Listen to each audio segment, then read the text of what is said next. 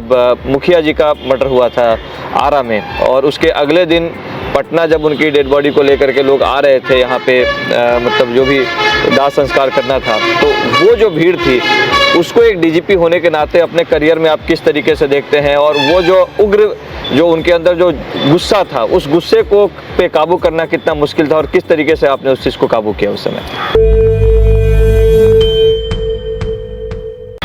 जो गुस्सा उस प्रोसेशन में था वो बहुत स्वाभाविक था।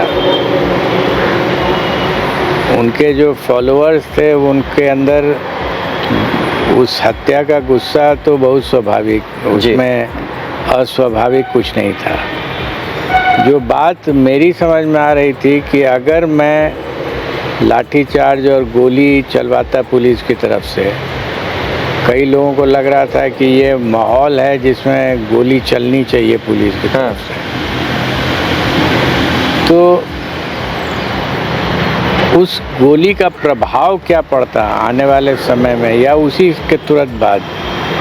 पहली चीज़ होती कि भगदड़ मचती वहाँ पुलिस की गोली के कारण या पुलिस की लाठी के कारण। एक डेड बॉडी जो गर्मी के समय में थोड़ी ख़राब स्थिति में आ गई थी, वो बेली रोड पर कहीं छोड़ दिया जाता और लोग भाग जाते वहाँ से। ये सब मेरे दिमाग में चल रहा था।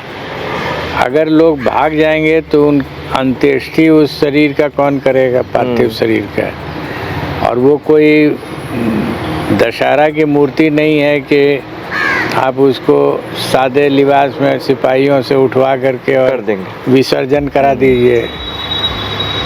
तो ये मैं क्लियर हो रहा था कि किसी तरीके से मुखाग्नि तक तो धैर्य रखना ही पड़ेगा। अगर मुखाग्नि तक धैर्य नहीं रखेंगे तो वो सब हो जाएगा जो अभी मैंने आपको बताया जी।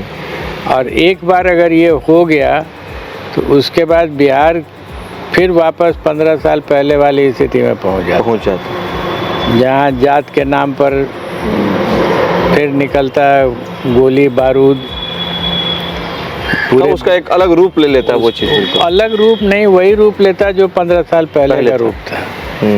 क्योंकि 15 साल पहले जो होता था कास्ट राइट्स, जिस समय तक ये घटना जिस समय घट रही थी या प्रोसेशन चल रहा था, उस समय तक तो लोगों को यही जानकारी थी कि माले ने मारा है।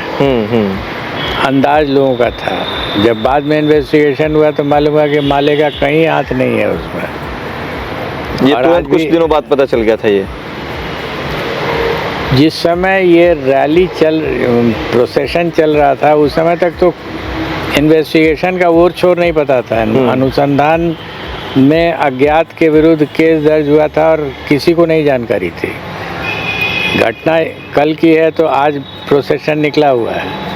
इतनी देर में किसी पुलिस वाले को कोई जानकारी नहीं थी। हमको भी जानकारी नहीं थी कि किसने मारा, क्योंकि FIR जो हुआ था वो किसी व्यक्ति के अज्ञात के विरुद्ध हुआ था। ये तो अगर टेंशन होता तो वो माले वर्सेस विशेष जाति के विरुद्ध हो जाता, तो फिर वापस बिहार उसी जगह पर था।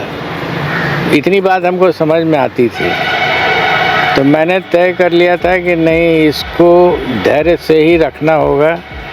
और 2-4 घंटे की बात है, 2-4 घंटे में कोई बहुत ऐसी बड़ी चीज़ नहीं हो जाएगी जिसको कि हैंडल नहीं किया जा सके। लेकिन अगर हम उसी 2-4 घंटे में गोली चलाते या लाठी चलवा देते तो उसके बाद तो वर्षों तक वो समस्या जन्म चलती।